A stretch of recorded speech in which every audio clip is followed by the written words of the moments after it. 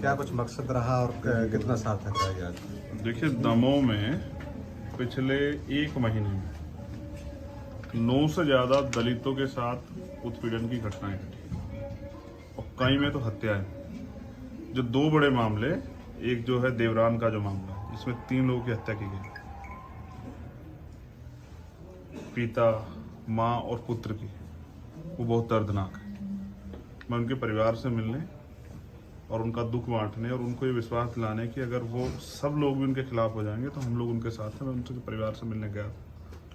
जब मैं उनके परिवार से मिला तो मैंने जो जाना वो बहुत डरावना है।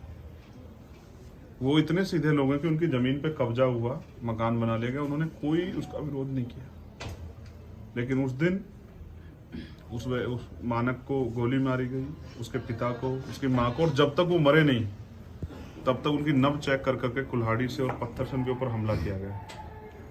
और ये सब इसलिए हो रहा, जहां तक मैं मानता हूं, कि जब आप अन्याय का, अपराध को या अन्याय को रोकने में विफल हो जाते हैं तो इससे अपराधियों के हौसले बढ़ते हैं। यहाँ अपराधियों को सत्ता का संरक्षण है, यहाँ अपराधियों को प्रशासन शासन का संरक्षण है, उसके कारण अपराध बढ़ रहा है। और यहाँ कमजोर वर्ग के लोग डर गए हैं। वो जो परिवार, जब मैंने उनको सुना, वो कह रहा है कि हम हमारे 2 घर हम यहाँ रहेंगे कैसे। वो लगातार धमकी दे रहे हैं।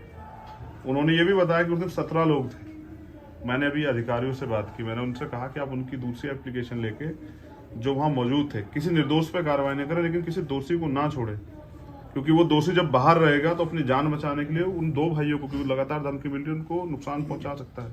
उनके 4 बच्चे हैं, बड़ा बच्चा हो सकता है 10 साल का। उन बच्चों का क्या होगा? उनके पास रहने को घर नहीं है। उनके घर पे मैं गया, एक सोने के लिए खाट, एक बेड भी नहीं है, वो जमीन पे सब लोग सोते हैं। उनका एक छोटा भाई, जिसको गोली लगी, महेश, कल वो डिस्चार्ज करवा दिया गया जबरन। उसका जख्म नहीं भरा, उसका जख्म अभी हरा है, उसको जुका तो दर्द है, उस पर लेटने को जगह नहीं, लेकिन जबरन इसलिए डिस्चार्ज करा गया, जिससे कि, क्योंकि मैं वकील होने के नाते जानता हूँ, जितने दिन वो यहाँ रहता अस्पताल में, उनका केस मजबूत होता। और वो मुख्य गवाह भी है, उसकी सुरक्षा करनी चाहिए थी, उसको जिंदा रहे तब बेहतर है, अगर हम न्याय कराना चाहते हैं। लेकिन लापरवाही की जा रही है। मैं तो समझता हूँ कि इस घटना में शासन प्रशासन का पूरा सहयोग है, जिससे कि वो मर जाए। तो मैंने यहाँ जिलाधिकारी जी से और एडिशनल एसपी उनसे ये मांग की है कि उसको आप हॉस्पिटल में भी एडमिट कराओ, और जो डर का माहौल है, जो बचे हुए आरोपी, उन पर उनकी गिरफ्तारी कराओ। मुख्य वजह क्या लगता है आपको, क्यों ये हत्याकांड हुआ है? मैं जब वहाँ गया और मैंने पूछा पुलिस क्या कह रही है, एसपी क्या ट्वीट कर रहे हैं, मुझे इस पर कोई वो नहीं करना है, क्योंकि वो तो सरकार के इशारे पे पूरी घटना को, क्योंकि ट्रिपल मर्डर है और चौथा भी मर जाता जिसके गोली लगी हुई है, जो बाकी लोगों ने भाग के जान बचाई, वहाँ बच्चों की भी जान जा सकती थी। तो मैं समझता हूँ, उन्होंने मुझे बताया कि वो उस जमीन को कब्जाना चाहते हैं और वो रोज जाति सूचक गालियां देते हैं। जब ये घटना सुबह हुई, उनको वो गालियां दे रहे थे, उन्होंने कहा, इस परिवार ने, जो पीड़ित है, कि हम जाके इनके एप्लीकेशन दर्ज कराते हैं।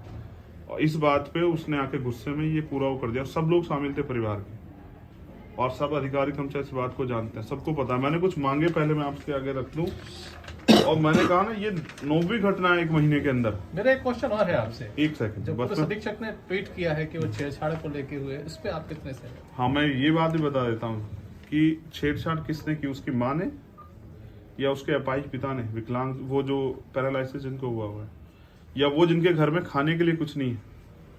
अगर कोई ऐसी घटना होती तो मैं उसका बिल्कुल विरोध करता, लेकिन मुझे शर्मिंदगी इस बात पे है कि वर्दी पहन के लोग जो है खादी जैसी भाषा बोलना, ये अच्छा नहीं है।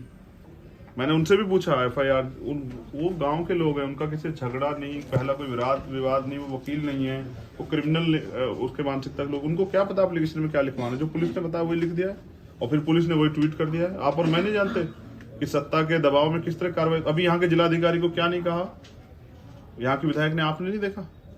तो पुलिस प्रशासन और शासन भी ऐसे लोगों का सम्मान करता है। जो गरीब लोग हैं, जिनके टैक्स से जो अधिकारियों को तनख्वाह मिल रही है, उनका सम्मान नहीं होता है। तो यहाँ दलितों के लिए प्लान जैसी स्थिति बनी हुई है और सरकार तमाशाबीन बनी हुई है। मुझे यहाँ के मुख्यमंत्री पे भी तरस आता है कि वो कमजोर वर्ग का खुद को बताते हैं, लेकिन उनके साथ होने वाले अन्याय पर चुप्पी थाम लेते हैं। ये डरावना, ये सरकार दलित विरोधी है। इसलिए मुझे आना पड़ा कि अभी तक बाकी लोग गिरफ्तार नहीं हुए। तो मेरी कुछ मांगे जो है यहाँ परिवार से हमने बात करके जो रखी हैं, और जो समाज की मांग है कि जो बाकी आरोपी हैं उनका FIR में नाम बढ़ा के उनकी तत्काल गिरफ्तारी हो, जिससे कि वो कोई खतरा ना परिवार को पहुंचा सके। दूसरी, परिवार को 5 करोड़ रुपए की आर्थिक सहायता दी जाए।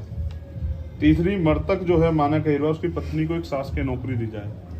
उसके 4 बच्चों का क्या होगा, ये तो मुझे लगता है इस घटना के बाद शायद कोई उनको पूछेगा भी नहीं कुछ दिन के बाद। तो पीड़ित परिवार को 5 एकड़ कृषि भूमि दिया जाए। एक भाई घायल है और दूसरा अपनी जान की को किसी तरह से बचाए बैठा हुआ है घर में, और दोनों शादीशुदा हैं, बाहर भी नहीं जा पाएंगे काम करने के लिए। कहाँ दुश्मन गोली चला दे, कहाँ उनकी हत्या कर दे, कुछ भी पता नहीं है। पीड़ित परिवार के आंगन में अवैध जो मकान बना हुआ है, जो उनको कब्जा करके बनाया है, उसको ध्वस्त किया जाए। आत्मरक्षा हेतु उनको सशस्त्र लाइसेंस जो है सरकार दे, और उनके बच्चे जो हैं, 4 बच्चे मानक के जो आज नहीं रहे इस दुनिया में, उनकी शिक्षा की जिम्मेदारी वो सरकार के लोग, प्रशासन के लोग लें। और घायल महेश अहिरवार, जिसके बारे में मैंने बताया कि उसके घायल होते भी उसको डिस्चार्ज करा दिया गया, जिससे केस कमजोर हो जाए। और कल यहाँ के जिलाधिकारी को फोन किया प्रदेश अध्यक्ष ने, तो उन्होंने कहा कि मैं अभी इनको वापस जो एडमिट कराता हूँ, फिर नहीं कराया। वो होश में भी नहीं है, ऐसी हालात में उसको मरने के लिए छोड़ देना, ये घोर लापरवाही। तो इसलिए उसका जो है निःशुल्क इलाज हो, अच्छा इलाज हो, और फास्ट ट्रैक कोर्ट में मुकदमा चल के इन पर सख्त कार्रवाई की जाए। जो अंतिम मांग है, जो एक्ट भी कहता है रिहेबिलिटेशन, कि वो परिवार वहाँ डर के साए में, सरकार उनको शहर में यहाँ रहने की जगह दे, जिससे कि भविष्य में उनके साथ कोई ऐसी घटना ना, क्योंकि घटना होने के बाद हम सिर्फ उनको आरोपी पक्ष को पढ़ के उनको जो है जेल भेज सकते हैं, नया दिला, लेकिन उनको वापस नहीं ला सकते। तो जो इसी मानसिकता के लोग हैं, उनके खिलाफ मेरा कहना ये है कि उनको वहाँ से, जबकि एक्ट तो कहता है कि बाकी लोग हटें जो आरोपी हैं, लेकिन मैं कहता हूँ उस परिवार को सरकार शहर में रहने की जगह दे, कि उनकी जान सुरक्षित रहे और वो अपने परिवार, वो आज़ाद भारत में आज़ाद जी सके।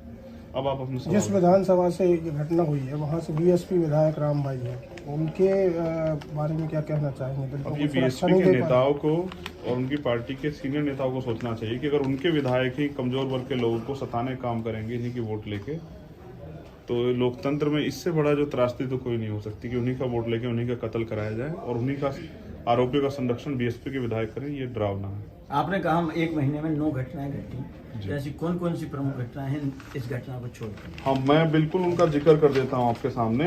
8 अक्टूबर को